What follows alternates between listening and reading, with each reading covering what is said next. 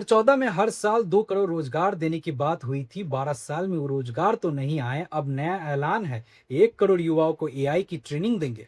कि आने वाले 1 वर्ष में 1 करोड़ युवाओं को एआई स्किल के लिए ट्रेनिंग देने का हम काम करेंगे। वह मोदी जी, रोजगार से सीधा आर्टिफिशियल इंटेलिजेंस। लगता है नौकरी नहीं मिली तो कम से कम एआई तो सीख ही लो।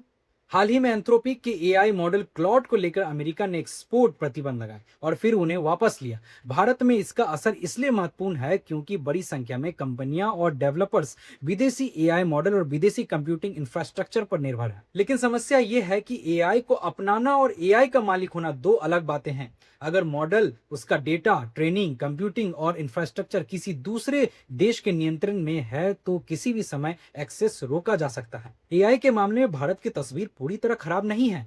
स्टैनफोर्ड की ग्लोबल एआई वाइब्रेंस रैंकिंग 2025 में भारत तीसरे स्थान पर है, अमेरिका और चीन के बाद। वहीं एडीपी की 2026 रिपोर्ट के मुताबिक भारत में 41% कर्मचारी रोजाना एआई का इस्तेमाल कर रहे हैं। यानी एआई अपनाने में भारत पीछे नहीं है। लेकिन असली सवाल है, हम एआई सिर्फ चला रहे हैं या बना भी रहे हैं। इसी साल भारत ने बड़े स्तर पर इंडिया एआई इम्पैक्ट समिट भी आयोजित किया, लेकिन समिट में एक मामला ऐसा हुआ कि एआई से ज्यादा चर्चा रोबोट डॉग की होने लगी। आने वाले समय में असली ताकत उसके पास नहीं होगी जो सिर्फ एआई इस्तेमाल करता है। असली ताकत उसके पास होगी जो एआई बनाता है और उस पर अपना नियंत्रण रखता है। इसलिए भारत को लाखों एआई क्रिएटर्स और रिसर्चर्स तैयार करने की जरूरत है।